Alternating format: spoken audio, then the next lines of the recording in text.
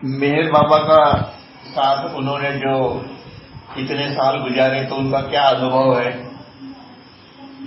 और सभी लोगों ने उससे बात किया, करीबन 3 हफ्ते तक काफी समय दिया उसको। तो जब जाने निकली तो मंडे का दिन था सवेरे, तो वो एरज भाई से फोन करती है और कहती है कि मैं अभी जा रही हूं और एज ए पार्टिंग गिफ्ट आप मुझे एक कहानी और मेहर बाबा की सुना दीजिए। तो एरज भाई कहते हैं कि मैं अभी आपसे बात नहीं कर सकता क्योंकि अभी मैं ट्रस्ट में हूं, ट्रस्ट की मीटिंग है। और ट्रस्ट मतलब वो जहां पेट्रोल पंप है उसके पीछे में जहां हम लोग जाते हैं, trust office, Kings road Ahmednagar वाला।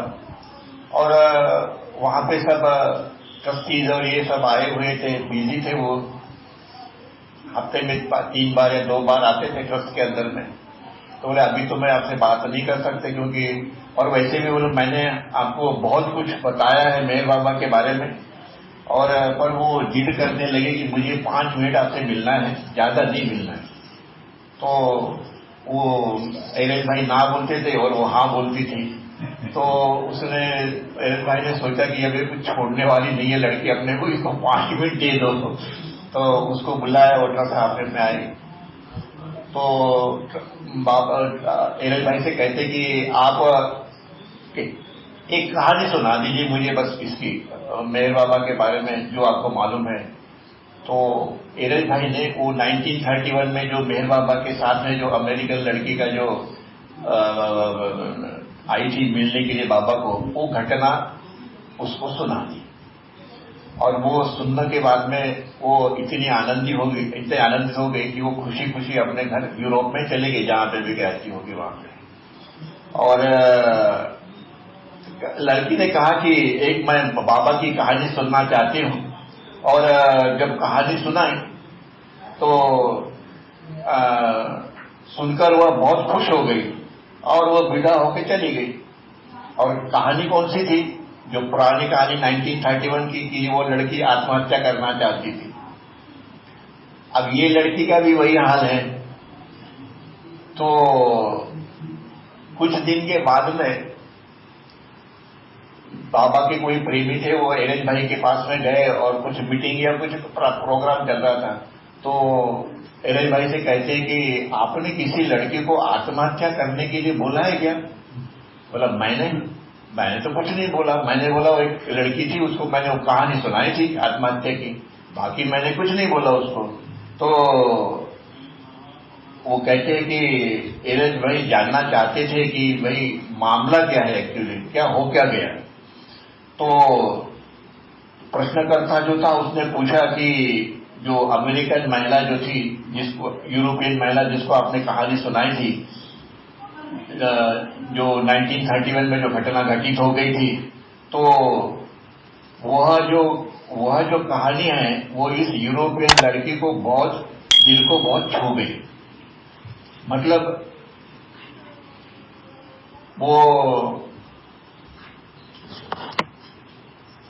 वो कहती थे कि वो लड़की को ये सुनने के बाद में क्योंकि ये लड़की भी वैसी थी, 17 साल की इसकी उम्र थी।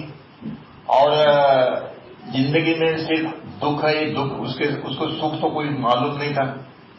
वो भी वैसी थी, अच्छी खाती पीती थी, सब नो प्रॉब्लम, मनी प्रॉब्लम नहीं, कुछ नहीं, सुंदर न दिखने। तो उसने ये परमात्मा को उसने ये चैलेंज किया था कि अभी जब मेरी उम्र जब 21 साल की हो जाएगी, उसके अंदर अगर मेरे को अपने जिंदगी के अंदर में अगर कुछ सुख का कोई किरण नहीं दिखता है तो मेरे पास में और कोई चारा नहीं है। मुझे वो लड़की जो थी उसके जैसा ही मुझे अपना व्यवहार करना पड़ेगा। और हुआ ये कि जब भी एरज भाई ने वो लड़की की कहानी सुनाई थी, वो सुनने के बाद में उसके जीवन में परिवर्तन हो गया। और वो जिस दिन ये कहानी सुनाई थी उस दिन उसका 21st बर्थडे था, आखिरी का दिन, चैलेंज का आखिरी का दिन। और वो कहानी सुनने के बाद वो जब चली गई तो उसने फोन किया फोन किया तो फोन एरेज भाई नहीं थे, ये जो आदमी था इसने उठाया और जाके मैसेज दे दिया कि ऐसे ऐसे वो लड़की का मैसेज आया था, ये वो है। जो कहानी सुनाई थी आपने 1931 की, जो बाबा के साथ और अमेरिकन लड़के के साथ में हुई थी, तो उसने अपने जीवन का वास्तविक आशा के रूप में उसने वो बाबा का और वो अमेरिकन लड़की का जो संभाषण हुआ था, जो बन गई थी, वो उसको इससे मालूम पड़ गया कि एरेज भाई ने जो कहानी मुझे सुनाई है, इससे मुझे अभी अपना नया जीवन चालू हो गया, न्यू लाइफ। मतलब ये न्यू लाइफ को जीने वाला अगर कोई भी नहीं होगा, फिर भी यह न्यू लाइफ है, वो रहेगा ही रहेगा, चाहे उसको जीने वाला कोई हो या नहीं हो। और ऐसा नहीं होगा नहीं, वो तो होगा ही होगा। तो अपने घर में जब वो लौट गई, तब ये समझ में आया कि नया जीवन क्योंकि मंडली के जो लोग थे उनको ये समझ में नहीं आता था कि भाई ये नया जीवन है क्या, किसी को भी समझ में नहीं आता था नया जीवन क्या है। न्यू लाइफ बाबा बोलते थे, तभी उनको ये समझ में आ गया जब भी वो लड़की ने जो भी बताया जीना, उसने अपना वो नया जीवन जीना चालू रखा। जब से जीने का कोई बोलते कि उसको जीने वाला कोई भी नहीं होगा, पर फिर भी यह नया जीवन जीता रहेगा और इससे मानव जाति को फायदा होने वाला है। समझाने के नया जीवन कैसे जिया जा सकता है, कहने का मतलब है कि नया जीवन कैसे जिया जा सकता है। अब वो लड़की जो थी, बाबा का नया जीवन हमारे लिए एक खाता है, मतलब ब्लूप्रिंट है। हर घटना में हमारे लिए, वह हर घटना के अंदर में हमारे लिए मदद करने के लिए तैयार है। और इसके कई उदाहरण बाद में पाए गए हैं, ऐसा नहीं है कि नहीं पाए गए, कई उदाहरण उसके पाए भी गए हैं। और नया जीवन में क्या है कि हमेशा प्रसन्न रहना, क्रोध पे अपना नियंत्रण रखना और भविष्य के बारे में चिंता ना करना। जो अपनी ड्यूटी है, जो काम है, वो करते रहो और चिंता मत करो, किसी का टेंशन मत लो। और जो भी है पूरी तरीके से प्रभु के ऊपर में डिपेंड ऑन गॉड, प्रभु के ऊपर में डिपेंड रहो। काम सब कुछ करो और लेके उसके बाद में जाके छोड़ दो, फिनिश। और कभी कभी उन्हें अपने पर कैसा है कि ऐसा होता है कि कितना भी हो तो आदमी है, गुस्सा तो आता है। आदमी का कैसा है, उसको एंगर है, गुस्सा आएगा, उसको दया भी आएगी, उसके साथ में उसको दान धर्म चैरिटी जो है वो भी होगा। और अनेक पहलू है, सभी कुछ अनेक पहलू है, मनुष्य के अंदर में अनेक पहलू है। पर आप अपने गुस्से को जो है वो कंट्रोल नहीं कर सकते, पर आवृत्ति उसको कंट्रोल करना सीखो। और तो एक बाबा प्रेमी आया बाबा के पास में और बोलता है कि बाबा आप कहते हो कि गुस्से के ऊपर कंट्रोल करो, तो कंट्रोल कैसे किया जाए, मैं कैसे करूं कंट्रोल? तो बाबा उसको कहते हैं कि देखो, मैं ये नहीं चाहता कि मेरे पास में ऐसे लोग हो कि जिन्होंने पूरा अपने ऊपर में, अपने गुस्से के ऊपर में जिसना पूरा कंट्रोल कर लिया, ऐसे आदमी मेरे आजू बाजू में नहीं चाहिए। जिन्होंने पूरा कंट्रोल कर लिया वो कैसे आदमी है, वो as good as a stone, पत्थर। जिसने अपने इसके ऊपर में कंट्रोल कर लिया है वो कैसे होगा, वो पत्थर जैसे है। फिर मेरा क्या हमें पृथ्वी के ऊपर आने के बाद में, उनका कहने का मतलब ये था कि मैं क्या के लिए आया यहाँ पे, आपको मेरे एक्सेस में, मेरी आज्ञा के से आपको काम करना है। गुस्सा आएगा तो गुस्सा आएगा ही, उसको कंट्रोल करना सीखो। और आप बोलते कि मुझे मेरे आजू बाजू में पत्थर नहीं चाहिए सर, कि जिन्होंने अपने ऊपर में कंट्रोल कर लिया उसके ऊपर में मैं क्या करेगा। मेरा काम तो ये है कि आप लोगों को इस परिस्थिति से बाहर निकालना, जिस परिस्थिति में आप हो और पत्थर की तरह हो जाए, बोलता है ये नहीं चलेगा। आदमी है, गुस्सा आएगा ही, प्रेम भी आएगा, दान धर्म में करेगा, किसी को देगा, किसी को नहीं देगा। अनेक गुण है आदमी के अंदर में, अच्छे और बुरे दोनों भी है। आपको अच्छे और बुरे से परे होना है, ये अवतार का कार्य है। अच्छा हो या बुरा हो, आपको उससे बाहर जाना है। अच्छा और बुरा जो है वह ये नथिंग का प्रोडक्ट, गुड एंड बैड, बराबर है। परमात्मा का कार्यक्रम है अनंत अनंत यज्ञ, अनंत ज्ञान, अनंत आनंद, इनफाइनाइट ब्लिस। वो अनंत ब्लिस जो है उसका मैं आपको अनुभव दूंगा। आप मेरे को बोलते हैं कि भाई पत्थर जैसे बन जाओ, तो कैसे अनुभव आएगा फिर तुमको? अवतार अपने पास में ऐसे आदमी चाहते हैं कि जैसे उनके अपने विश्वव्यापी कार्य के लिए वो लोग उनको मदद करें। ऐसे नहीं चाहिए कि जो 7वें प्लेन पे पहुंच गए उसके लिए मेरे बाबा क्या करेंगे, नहीं, कुछ भी नहीं करेंगे। इसीलिए फिर वो कहते हैं कि बाबा कहते हैं कि I want to express your feeling and not suppress your anger. तुम्हारा गुस्सा आएगा तो आएगा ही गुस्सा, तो आने दो, निकलने दो, जो भी आप तुम्हारे अंदर में है वो निकलेगा, तभी तो क्लीन होगा तुम्हारा हार्ट। अगर हार्ट के अंदर में सब कुछ बैठा हुआ है तो क्लीन कैसे होगा? अगर पर गुस्सा आता है, ये आता है, इसका ये मतलब नहीं है कि आप उसको एक्शन में कन्वर्ट करो और दूसरों को मारते रहो, ये भी नहीं है। Control it. अगर गुस्सा नहीं आएगा तो कंट्रोल कैसे करो? कंट्रोल कैसा करना सीखोगे?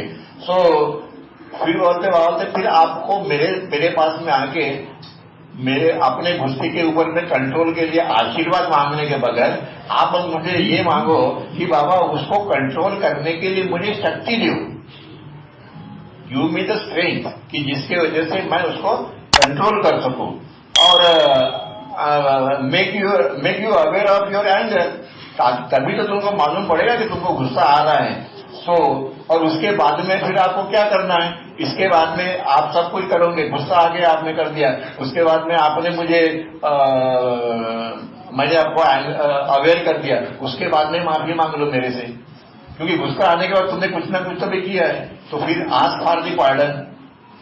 हम पश्चाताप प्रार्थना में करते हैं कि हमको माफ करो, हमको माफ करो, हमको माफ करो। क्यों?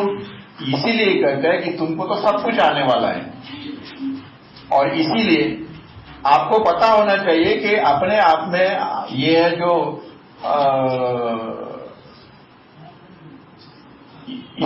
इसी को सुधारने के लिए यह नव जीवन है। हमारे पास में जितने भी है काम, क्रोध, लोभ, माया नक्सर, दिस एंड दैट, जो भी है, लालसा है, लोभ है, सब कुछ है, सब कुछ है, ये सब कुछ जाते हुए हमें अपना जीवन व्यतीत करना है। कहने का मतलब उनका ये है। और साथ ही साथ आप इसे पूरे सुधार, नव जीवन और मेहर बाबा का पूरा जीवन मानवता के अनुकरण के लिए ही आदर्श है। यह जो नव जीवन है ये काहे के लिए है?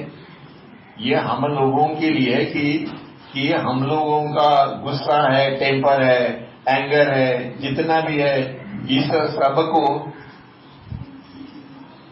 व्यक्त करो और उसके पास में जाके उसको आस्क फॉर हिज पार्डन, और उसके बाद में फिर आपको मालूम पड़ेगा कि यस, कि मेरे में ये अंदर है और ये अब चला गया है। तो धीरे, ये कोई एक साथ एकदम नहीं होता है, इसे स्लो प्रोसेस, धीरे धीरे धीरे होने वाला है, ये बात सही है। और फिर वहां बोलते कि मुझे आस्क फॉर द पार्डन, पश्चाताप प्रार्थना हम बोलते इकाई के लिए बोलते कि करते हम सब कुछ है, पर शाम को जाके जब भी उसको वैसे है तो वो पार्डन करता है, क्योंकि प्रार्थना उन्हीं के लिए की हुई है। जब उन्होंने बोला ये पढ़ो तो मैं पार्डन करूंगा, तो होने वाला ही है और होता भी होगा और होना भी चाहिए, क्योंकि ये परमात्मा के शब्द है, हमारे थोड़ी शब्द है, किसी साधु संत के शब्द थोड़ी है वो। और इसीलिए वो दोनों प्रार्थना में वो खुद खड़े रहते थे, उनसे खड़ा रहना नहीं होता था, फिर भी वो खड़े रहते थे।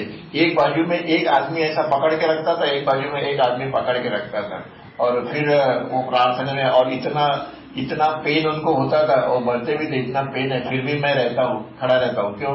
कि उनको मालूम है कि प्रार्थना का क्या महत्व है। जो प्रार्थना हम लोग बोलते हैं, हमको नहीं मालूम पर उनको मालूम है, इसीलिए वो प्रार्थना में हमको दी हुई है प्रार्थना। तो ये वो घटना थी उस लड़के की, दूसरी यूरोपियन लड़की की कि जिसने सोचा कि अगर मेरी जिंदगी में, अगर उसी दिन 21 तारीख को जब उसका बर्थडे था, उसी दिन उसको वो ये एरल भाई का जो कहानी है सुनाई, और वो उसका जीवन जो है कैसा ट्रांसफॉर्म हो गया कि उसको रास्ता मिल गया, नव जीवन। उसने सोच लिया कि बस अभी अपने को यही रास्ता है नवजीवन का, और वो आगे उसने वो कंटिन्यू रखा, उसको फायदा तो हुआ ही होगा। आगे में 8 दिसंबर 1949 को बाबा अपने सब साथियों के साथ में चर्चा कर रहे थे खाने के बारे में।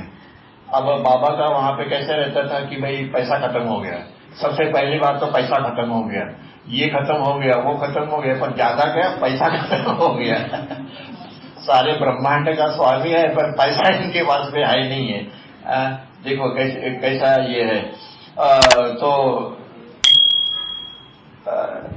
डॉक्टर गनी जो थे बाबा के मित्र, वो हमेशा ये कहते थे कि बाबा आप हमसे ये हमेशा कहते हो कि हम और आप दोनों एक ही लेवल पे है, एक ही स्तर के ऊपर में है, हमारा दोनों का स्टेटस अभी एक ही है।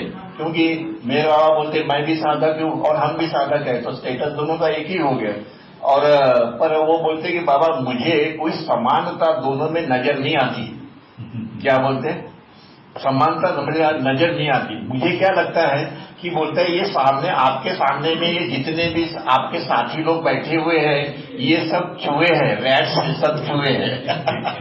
और जो आप जो बैठे हो सामने में, वो आप एक बिल्ली है, बिल्ली के सामने में ये सब बैठे हुए हैं। तो बोलता है मुझे ऐसा लगता है कि ये चूहे और बिल्ली का सम्मेलन भरा हुआ है।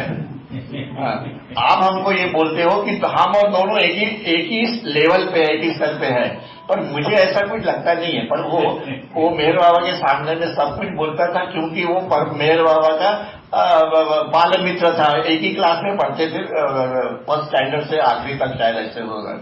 और जिसमें बिल्ली जो है विचार विमर्श करती है और अपनी अध्यक्षता करती है, और ये बाकी जितने चूहे जो है वो मुंडी हिलाते हैं, तो फिर इसमें समानता कहां से हो गई? ये कुछ बोलते ही नहीं है, जो आप बोलते हो यही बोलते हैं। तो पर आप ये कहते हो, बोलते कि आप ये कहते हो कि हम एक ही लेवल के ऊपर में, और बोलते हैं मुझे कुछ लगता नहीं है। तो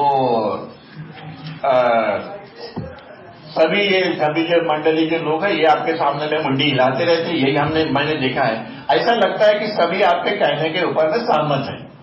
तो कार्यक्रम ये था कि ये जो भिक्षा मांगने का जो कार्यक्रम था, उसके भिक्षा मांगने के कार्यक्रम के अंदर में ये गनी साहब जो है उनको कुछ पसंद नहीं आता था, या खाना बनाने का जो तरीका था वो नहीं पसंद आता था।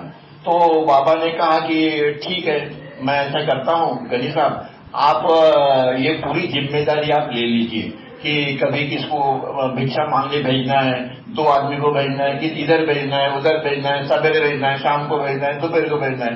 अभी मैं इसमें कोई दखल नहीं दूंगा, तुम एक काम करो, now you become the manager, और आप इन सब लोगों को संभालते रहो, मुझे कुछ नहीं। तो सुझाव दिया, बाबा ने प्रस्ताव दिया, तो पर प्रस्ताव तो गंभीर था, अब जवाबदारी कौन लेगा? बाबा को वो कहे कि ये सब बाकी के लोग अगर मेरे को सहयोग करेंगे तो मैं देने के लिए तैयार हूं।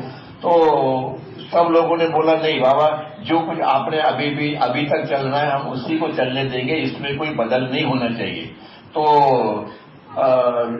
बाबा ने कहा कि ये बाकी के लोग अगर आपको सहयोग करते हैं तो आप भिक्षा मांगने का जो कार्यक्रम है आप तय करिए, और भीख मांगने का समस्या हल करते हैं। बाबा बोलते कि देखो मैंने आपको मौका दिया था, आप में से कोई भी ये जो बिल्ली वाला सीट है ना, इसके ऊपर में आप कोई भी आके ये सीट पे बैठ जाओ, मैं वहां बैठ जाता हूँ, चूहे के जो लाइन के अंदर में, और कोई आके यहाँ बैठ जाओ। तो किसी ने वो माना नहीं, क्योंकि सबको मालूम था कि ये काम अपने से होने वाला नहीं है, तो सभी ने अपने हाथ ऊपर कर दिए। तो बाबा बोलते ठीक है, अभी जो भी कोई कार्यक्रम था वो कार्यक्रम को मैं अभी और कठोर बनाऊंगा। क्या बोलते हैं, मैं अभी अपनी तलवार खींचने वाला हूं। तलवार खींचने का मतलब है कि अभी ये जो कार्यक्रम जो है भिक्षा मांगने का, ये अभी और कठोर होने वाला है। वो बता रहे बाबा, मजाक में गम्मत कर रहे उन लोगों की। तो बाबा सारनाथ से हरिद्वार पैदल चल जाना चाहते थे कि अब उसके साथ में ऊंट है, बैल है, गधे है और बाकी और सब और जानवर जो है वो लेके जाने का। अब वो आपको मालूम है कि वो बैल या गाय और ऊंट और ये वो इनको लेके जाना है, और ये कहीं बिछड़ गए तो इनको पकड़ेगा कौन? तो ये सब करना पड़ता था उनको। कभी कभी वो विष्णु मास्टर वो जो बछड़ा रहता है ना, बछड़ा, उसको अपने कंधे पे लेके चलता था। अरे यार, अपने को चलने में मुश्किल है, ऊपर से वो बछड़े को लेके चलता था, क्योंकि वो आगे बढ़ता ही नहीं था, क्योंकि वो थक जाता था। अब इसको रखेगा कहां पे? इसको कितना खींचेगा तुम अपने साथ? तो बोलता है उठाओ और लेके चलो, जा रहे हैं। मतलब ऐसी परिस्थिति थी, ऐसा उनका वो नव जीवन था। कितना इजी परमात्मा ने हमको किया कि अपने बैठो, खाओ पियो, ऐश करो, मजा करो, मेरी प्रार्थना करो, मेरा नाम लेते रहो। वो भी हमसे होता नहीं है, तो वो नव जीवन कहां से होगा? और फिर भी हमको कैसे लगता है कि हमने कितना बड़ा कार्य किया कि एक बार मेरा दादा जाके अपने माथा टेक के आ गए। इससे थोड़ी होता है, इसके आगे और जाना पड़ता है। मतलब अपने को ही अपने खुदी को खुद ही नष्ट करना, अपनी खुदी को खुद ही नष्ट करना, अपने आप को ही नष्ट कर देना खुद ही, कितना कठिन है। ये क्यों सुनना चाहिए बार बार जो हम लगाते हैं, यहाँ पे लगा रहे, इसमें लगा रहे, क्यों लगा रहे? कि इसका फायदा कभी ना कभी एक दिन होगा ही होगा।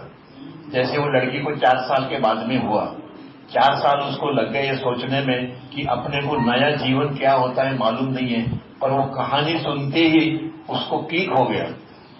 और वो क्लिक क्या हो गया उसको कि बाबा ने वो लड़की को क्या बताया था? Love me, remember me and do as I tell, finish. ये 3 काम तुम करो, बाकी तुम्हारा जीवन जैसे चल रहा है उसे चल रहे, पर ये 3 काम कर। और उसको वो हिट मिल गई और बाद में उसने अपना जीवन ये किया। और इसीलिए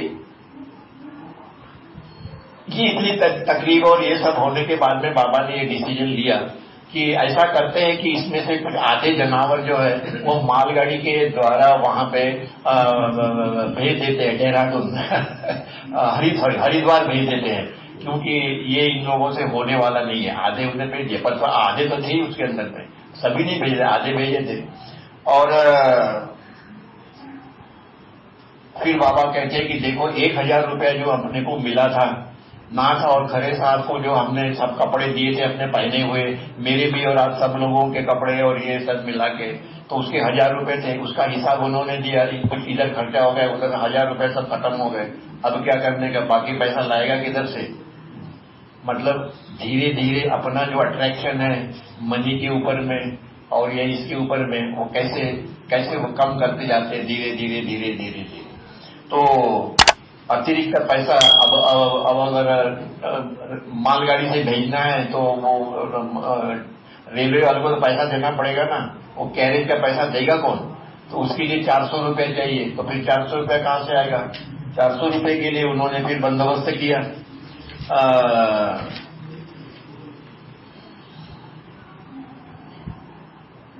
400 रुपए के उसने बंदोबस्त किया और वो आधा जो थे उनको भेज दिए। अब सारनाथ से निकलने के पहले बाबा ये कहते हैं कि देखो ये डॉक्टर नाथ और ये खरे जो है, इन्होंने अपने को बनारस में इन्होंने अपने को बहुत सारी मदद की, सारनाथ के अंदर में ही अपने को बहुत सारी इन्होंने मदद की। और इसके बावजूद भी मैं इनको डांटता था और कुछ भी, और इसके बावजूद भी इतनी कठिन परिस्थितियों में, सारे अवरोधों के बाद, सारे क्लेश के बाद और सारे बंधन इनके ऊपर में होने के बावजूद भी इन्होंने हम लोगों को खाना ये वो व्यवस्था की, सब व्यवस्था की। तो इनको क्या गिफ्ट देनी चाहिए, क्योंकि हम लोग नवजीवन में हैं, हमको किसी के पास से भी फोकट में कुछ लेने का नहीं है, ये वो सब बाबा बता रहे थे। तो इनको कुछ ना कुछ तो भी तो गिफ्ट देना ही पड़ेगा, क्योंकि इन्होंने इतनी सेवा की है हम लोगों की। ये उनको मालूम नहीं मैं कौन हूँ, कुछ भी मालूम नहीं है। मैंने इनको एक बार दर्शन दिया बनारस के अंदर में, इनके घर में जाके जो है, पर वो जब भी वो उनको देखा, उनका चेहरा देखा, तो आदमी दंग रह जाता है देखने के बाद। ऐसा वो फेस था वो, कि एक बार अगर किसी ने उसको देख लिया तो खत्म हो गया, खत्म, बस वो अपने आप को भूल जाता है। ये बात सही है, ये बात पहले हम लोग किताबों में पढ़ते थे, पर वो अपने को भी अनुभव है कि यस, वो चेहरा ही वैसा है, क्योंकि वो परमात्मा का रूप है भाई, और कुछ है, सारे ब्रह्मांड का स्वामी है वो। तो इसके बावजूद भी, इतने सारे बंधनों के बावजूद भी बाबा बोलते कि मेरे ऊपर में इन लोगों का कर्जा है, बोझ है, कि इन लोगों ने इतनी मेरी सेवा की है, ये सब किया है, तो इनको क्या करना चाहिए। तो बाबा ने फिर उन दोनों फैमिलियों को बुलाया, और वो भी गेट के ऊपर में, अंदर में नहीं आने दिया, वो सब लोगों को गेट के ऊपर में खड़ा किया, और एक संदेश बाबा ने उनको वहां पे दिया, उनको दर्शन भी दिया, कि दूर से वो मेरे को देखे, दर्शन भी दिया उनको। कि बाद में एक संदेश बाबा ने वहां पढ़ के बताया कि नवजीवन का फिर से उद्देश्य, वो कहते हैं,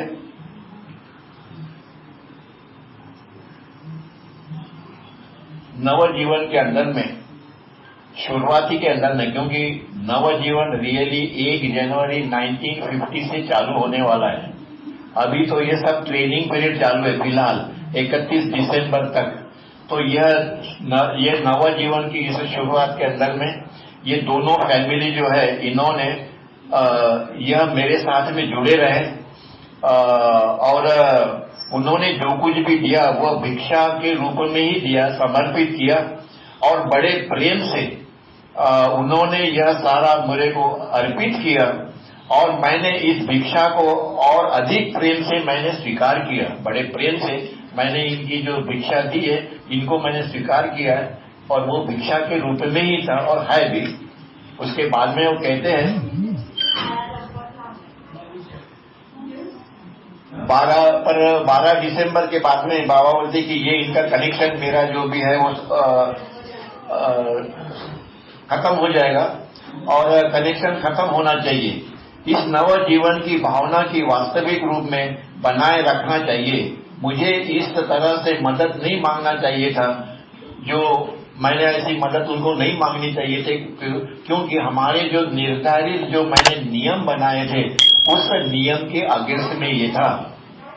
नियम बनाए थे उसके अगेंस्ट में मैं खुद ही जा रहा हूं, और विपरीत था। नवजीवन कैसे है? पूर्ण त्याग और पूर्ण लाचारी से इस नवजीवन में धीरे धीरे कठिनाइयां बढ़ेगी। आपको बता रहे, नवजीवन 1 जनवरी 1950 से चालू होने वाला है। अभी तक उतनी कठिनाइयां नहीं आई। अब लोगों ने जब भी एक बार तक डॉक्टर गनी साहब जो है, उन्होंने ये सोचा कि क्यों ना हम लोग स्ट्राइक करते हैं, क्यों ना हम लोग जैसे कोई कंपनी में स्ट्राइक होता है ना कि काम बंद कर, वैसे वो डॉक्टर गनी के दिमाग की यह आइडिया थी कि क्यों ना हम लोग सब लोग काम बंद कर दें, और मेहर बाबा के ऊपर में ये दबाव और प्रेशर डालें कि हम हमारी जो स्थिति है उसमें वो दुरुस्त करें। खाना पीना रहना सोना सब कुछ मिले, ठंडी के इसमें सोना, खाने को मालूम नहीं है, भीख मांगने के लिए जाओ। अरे ये किस प्रकार का परमात्मा है? यहाँ तो कोई तथास्तु बोलता ही नहीं है परमात्मा, कैसे होगा फिर ऐसे? तो इसमें हम लोगों को, वास्तविक में हम लोगों को यह मुझे इस तरह से मदद नहीं मांगनी चाहिए जो मेरे निर्धारित शर्तों के मुताबिक विरुद्ध है। और नवजीवन मतलब पूर्ण त्याग और पूर्ण लाचारी से इस नवजीवन में धीरे धीरे कठिनाइयां बढ़ेगी। अगर मेरे मन में जो है वह सच अगर हो गया, मतलब अभी भी उन्होंने नवजीवन क्या है वो कुछ भी बताने से पूरा नहीं बताया, थोड़ा थोड़ा सा बताया। बोलते हैं अगर मेरे मन के अंदर में अगर जो कुछ भी है वह अगर सही वैसे ही अगर घटित होता है तो लगभग 2 महीने के अंदर में हम लोग हरिद्वार के अंदर में, मेरा प्रोग्राम है हरिद्वार में, हम 2 महीने रहेंगे। वहां पे अभी कुंभ मेला है, कुंभ मेला के अंदर में सब साधु संत ऋषि मुनि महाराज योगी जितने भी है वो सब आते हैं, हजारों में आते हैं, क्योंकि वहां पे बाबा को इन साधु संतों को दर्शन देना था, जो भी है मतलब एडवांस है उन सबको, उनको दर्शन देना था और अपने प्रेमी जनों से मिलना था। उनके प्रेमी जन कौन है? साधु संत ऋषि मुनि महाराज ही है। और वो चाहते थे 2 महीने तक मैं वहां रहूं और सवेरे से लेके शाम तक दर्शन देना, मतलब उनको झुक के नमस्कार करना, ये वो करना, जितने भी है सब यह जीवन। और फिर बाबा ये कहते हैं कि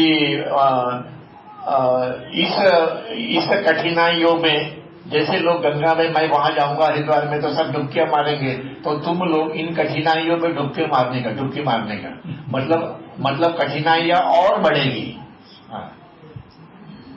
क्योंकि एक बार अगर कठिनाइयों में डुबकी मारने की अगर आदत लग गई तो फिर वो कठिनाइयां बोलते हैं ठीक है, ये कठिनाइयां नहीं है, ये कठिनाई नहीं, ये निकल गई सब कुछ कठिनाई। फिर उसके बाद में जो है वो है रियल आनंद, जिसको हम लोग में ऊपर लिखा हुआ है real bliss, real happiness lies in making others happy. बाबा कहते हैं रियल हैप्पीनेस मीन्स आनंद। वो डुबकी मारने का तो अपना इरादा तो नहीं रहता है, पर वो कहेगा तो हम लोग मार सकते हैं, वो कहेगा तो हम लोग मार दें, हम खुद होके नहीं मारेंगे, नहीं मार सकते। इसीलिए हमको मास्टर और सद्गुरु की नितांत आवश्यकता है। और अभी अपने को अवतार मिल रहा है तो उसका कोई प्रॉब्लम नहीं है, पर है जो रास्ता है वो कठिन है, ये बात सही है। और इसीलिए यह नवजीवन अनंत है और इसे जो इसे व्यतीत करेगा उसके द्वारा यह नवजीवन जो है वह बनाए रखा जाएगा। इस नवजीवन में यह जीवित रखा जाएगा। इसे जीवित रखने वाला अगर कोई हो कि न हो, पर ये रहेगा जरूर। मतलब हम लोगों के लिए वो एक रास्ता उन्होंने बना दिया है। रास्ता जो आएगा वो वहां पे जाएगा, जो आएगा वो वहां पे जाएगा। क्यों है ये कर्म मार्ग? कभी उसके बारे में फिर जब भी आएगा उसके लिए। कर्म मार्ग से ये अलग है, ज्ञान मार्ग, भक्ति मार्ग, ये सभी मार्गों से जितने भी परमात्मा की तरफ जाने के जितने भी रास्ते हैं, इन सब से यह नवजीवन अलग है। अब हमको धीरे धीरे जब भी हम इसको आगे पढ़ेंगे तो अपने को ख्याल में आएगा कि ये सही में ये जो अवतार मेहर बाबा ने एक नया योग दिया है। सब योगों का योग, सारे योग इकट्ठा कर लो, दैट इज न्यू लाइफ। धीरे धीरे हम ये कंक्लूजन पे आएंगे कि बाबा ने उन लोगों को, डॉक्टर खरे और ये जो है उनको जो अपने कपड़े दिए थे, उसके बारे में बाबा कहते कि ये कपड़े वो लोग खुद पहने, किसी को यह बेचे नहीं, वो लोग खुद पहने। और वो कपड़े कैसे थे कि 4-4, 8-8 दिन धोए नहीं थे, क्योंकि उनके पास में, मंडली के पास में कपड़े ही नहीं थे, उसके सिवा और कोई कपड़े नहीं थे। उसमें बाबा के भी कपड़े थे। इसको या तो वो जतन करके रखें या इसको पहने, पर इसको ये कभी भी बेची नहीं इसको। और वैसे उन्होंने बेचा नहीं, उनको क्या है, पैसे की कोई कमी थोड़ी। तो डॉक्टर लोग तो वेल प्लेस थे, वो अच्छे थे, पर वेल प्लेस होने के बावजूद भी उनमें तो वो जो दिल था, वो दान करने का, त्याग करने का वो दिल होना चाहिए ना। पैसा तो बहुत है लोगों के पास, पर दिल किधर है? और इसीलिए वहां से जाते जाते सारनाथ से निकलते बाबा ने उस माली को एक कंबल दिया, क्योंकि वो माली कुछ नहीं चाहता था। मालिक बोलता था मुझे कुछ नहीं चाहिए, ठाकुर जी देते हैं। तो बाबा ने उसको एक कंबल दी। उसके पास में गए, उसके झोपड़ी में गए, बाबा ने उसको आलिंगन भी दिया होगा, उसके कंधे पे हाथ रखा। और वो जो माली जो था वो मेहर बाबा की तरफ नहीं देख रहा था, उसको कुछ नहीं समझ में आता था। वो मेहर बाबा को देखते देखते उसको ये पता ही नहीं चला कि मेहर बाबा ने वो कंबल अपने हाथ में कभी डाल दी। वो एक ही इसमें दंग था कि बाबा की तरफ देखते रहो। माली का हाथ भगवान का उपहार प्राप्त करने के लिए फैले तो थे माली के हाथ की देव, पर वो हाथ उसके ऐसे के ऐसी है और वो हाथ के अंदर में कंबल कभी डाला बाबा ने तो सब कुछ मालूम पड़ा और वो बाबा को देखते ही रहा और जब तक वो जाते ही नहीं थे, लेकिन उन्हें पता ही नहीं चला माली को कि ये कंबल बाबा ने कब अपने हाथों में डाल दिए। संत माली के कंधे पे हाथ में वो लिपटे हुए बाबा कुटिया से बाहर आए और खरे और नाथ फैमिली को देखने के लिए गेट के ऊपर में गए।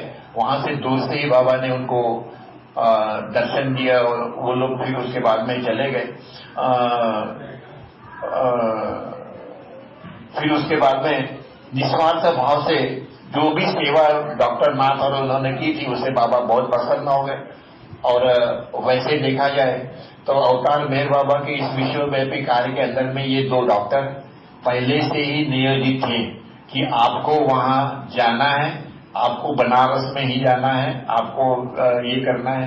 ये सब प्री प्लान्ड था। अवतार का जो काम होता है वो सब प्री प्लान्ड रहता है कि कितना वो भाग्यवान होंगे दोनों डॉक्टर कि जिनको उनकी फैमिली को सबको मेहर बाबा को सेवा करने का मौका परमात्मा ने दिया, एज ए गॉड परमात्मा ने उनको दिया और वो भी अत्यंत आनंदी हो गए। और इसके बाद में दूर से ही उन्होंने दर्शन दिया, फिर वो लोग चले गए आगे। जब अब सारनाथ से हरिद्वार के लिए जाने के लिए लोग निकले, इसका जो वर्णन है ये अभी फिर नेक्स्ट टाइम अभी आगे और बताएंगे कि कैसे कैसे घटना हो गई और बीच बीच में बाबा कैसा डिस्कोर्स देते थे, बताते थे स्पिरिचुअलिटी के बारे में। और बाकी के जो लोग जो थे कैसे उसमें हंसी मजाक चलती थी, सब चलता था। कोई कहानी सुनाता था, कोई म्यूजिक ड्रम बजाता था, बाबा भी उसमें भाग लेते थे, ढोलकी बजाते थे और कव्वाली गाना ये सब वहां पे जाते जाते वो सभी कुछ वो होता था और इससे लोग भी वहां पे खुश होते। अब जाते टाइम में क्या हुआ कि जब भी लोग किसी गांव में जाते थे तो बोलते ये धड़धाकट लोग दिख रहे, गोरे गोपे लोग दिख रहे, यूरोपियन लोग दिख रहे ये लोग, और ये गधे और बैल और ये वो लेके कहा जा रहे। अल्लाह ये तो कभी सुना ही नहीं था। तो पर प्रभु ये गौतम बुद्ध और जीसस क्राइस्ट और धरतृष्ट भगवान श्री कृष्ण, इनके साथ में ये जानवरों की एक एक जानवर जो क्वालिटी है वो उनके साथ में रहता था अभी।